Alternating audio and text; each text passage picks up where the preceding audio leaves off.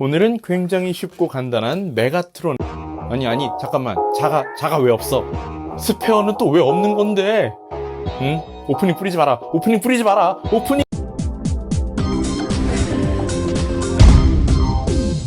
옵티머스 프라임과 함께 트랜스포머 시리즈의 양대 아이콘으로서 자리매김하고 있는 캐릭터가 있습니다. 범블비 누구야? 뭐 사실 틀린 말은 아니죠. 인정합니다. 투포 영화 시리즈를 기점으로 투포의 아이콘은 옵대장이랑 범블비 아니 그게 아니죠. 트랜스포머를 대표하는 두 진영, 오토봇의 옵대장이 있다면 디셉티콘엔 매대장 메가트론이 있습니다. 투포의 아이콘 메가트론의 애니메이션 기반 페이퍼 크래프트를 자 없이 오직 칼만 사용해 재단에서 만들어보는 영상 되겠습니다. 하지만 자를 사용하지 않는다는 페널티에도 불구하고 생각보다 위기가 먹고 생각보다 심심하며 생각보다 지루하기까지 한 영상입니다. 왜냐고? 계속 만들기만 할 거거든. 그런 거로 만들기만 하면 재미없으니 만드는 장면을 비주로 깔고 메가트론에 대한 이런저런 이야기나 한번 해볼까 합니다. 그냥 조용히 있으라고요? 싫어요. 아무도 나를 막을 수 없으셈. 왜 그렇게까지 해서라도 주둥아리를 나불거리려 하냐고요? 어쩔 수 없습니다. 난 말소리가 없는 영상을 보면 말소리로 가득 채워야 하는 병에 걸렸거든. 또 말을 하지 않으니까 아파지려고 해. 아파. 아시겠어요? 어쨌든 아까 잠깐 언급했듯이 애니메이션 버전 메가트론을 기반으로 하고 있는데 정확히는 G1 시리즈의 메가트론입니다.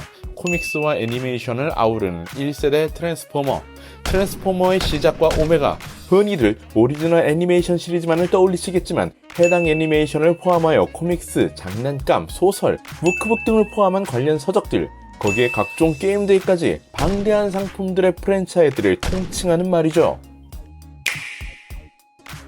메가트론은 에너지의 질량을 나타내는 단위인 메가톤과 전자를 뜻하는 일렉트로닉의 합성어입니다. 마블 코믹스의 작가였던 밥 버디언스키가 트랜스포머 라인이 구성될 당시 하스브로 측에 제안한 이름이었죠.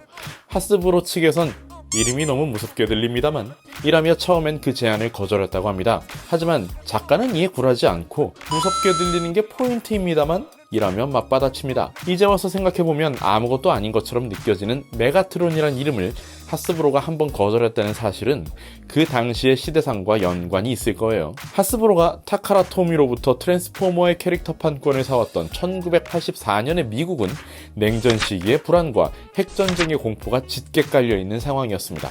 이런 불안과 공포는 그때 당시 다양한 문화 매체를 통해 표현되기도 했죠.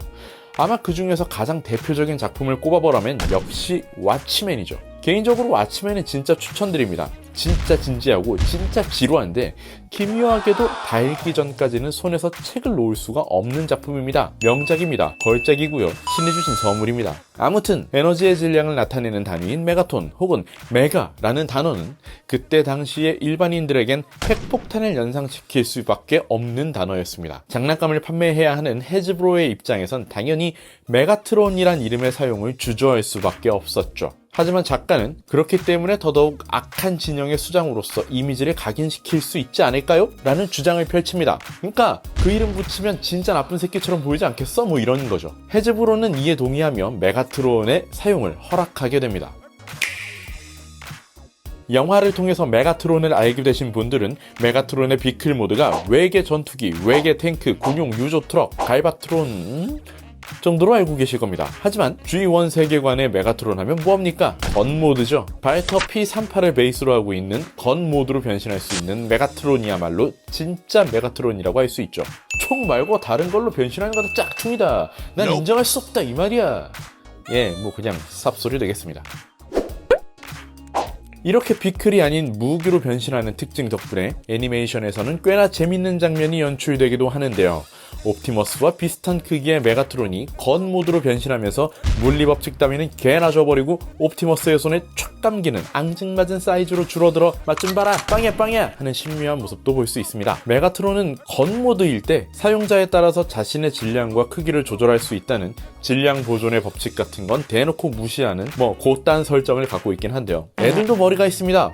설정들이 된다고 애들이 호락호락 그렇구나 하진 않는단 말이지. 트랜스포머가 방영될 당시 부모님들이 얼마나 괴로웠겠습니까? 엄마 왜 저 로봇은 변신하면 작아져? 엄마 옵티머스 프라임이 메가트론보다 더 큰 거야? 엄마 아빠 엄마 그래서 부모님들이 어릴 때 만화를 못 보게 한 건가? 결국 트랜스포머의 태생까지 거슬러 올라가야 저딴 말도 안 되는 설정을 납득할 수 있게 됩니다.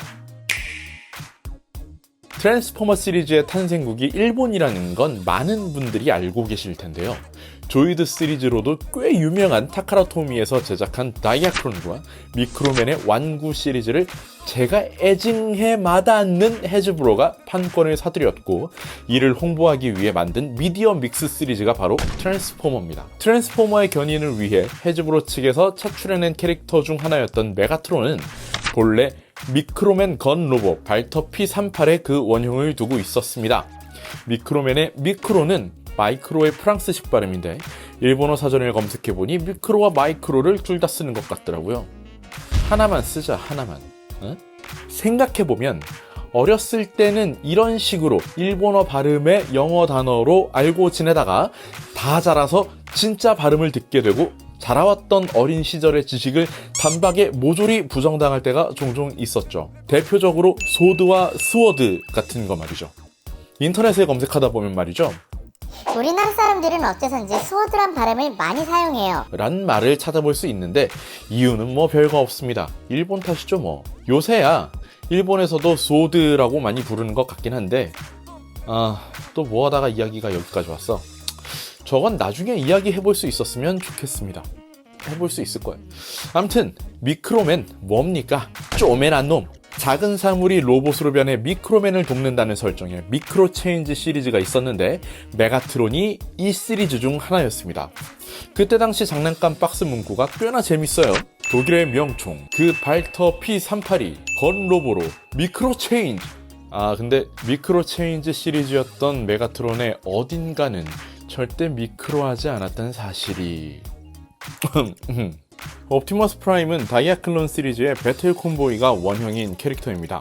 시리즈도 설정도 달랐던 두 로봇을 하나의 작품으로 합치면서 거대 콤보이와 작은 권총이 서로 간의 아치 에너미로 설정되는 바람에 아까 언급했던 신묘한 연출이 등장할 수밖에 없었던 거죠. 어거지로 끼워 맞춰야 하니 사용자에 따라서 질량을 변화시킬 수 있다는 그런 말도 안 되는 설정까지 들어갔고 말이죠.